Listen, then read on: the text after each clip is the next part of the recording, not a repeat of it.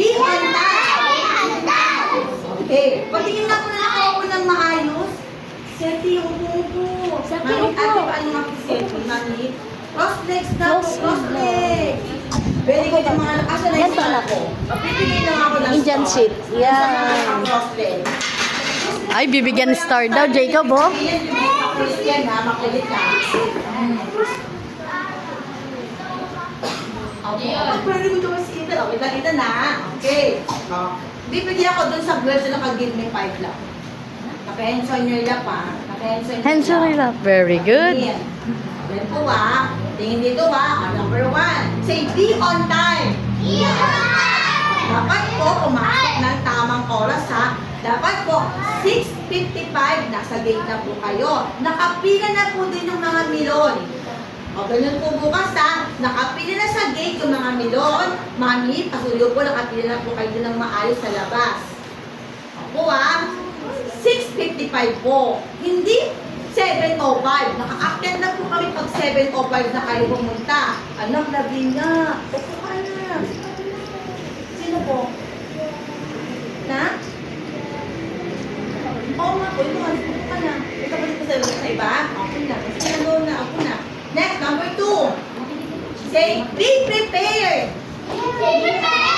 Louder! Pag sinabing prepared, may pencil, may crayons, may bag, may paper. Hindi yung picture, wala pa akong paper, wala pa akong pencil. Ay, wala na. Uwi na lang. Anong gagawin sa school? Ako may paper tsaka ano, lapis Yes. tayo. Oh, see? Dapat lahat meron ngayon na. Kasi magpo-color tayo ngayon. Opo, prepared.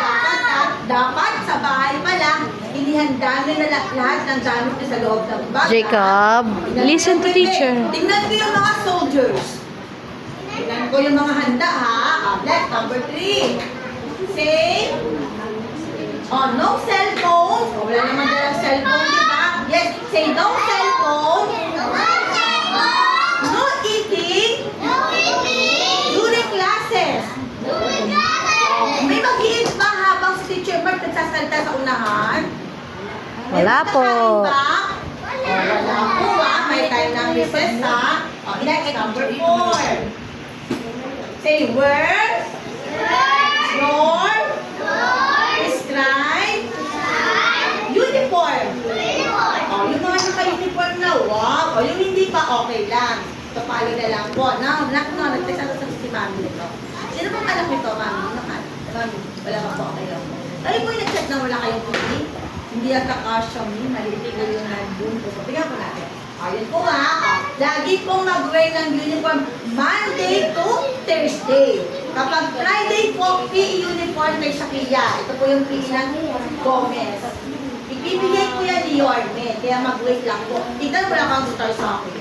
Ang bag mo, pagbibigay na ako ng tabel yung si Jason, si Jaime pala. Okay, mamaya, bibigay talaga ako ng star, ha. Okay, next. Okay, say, be attentive listener.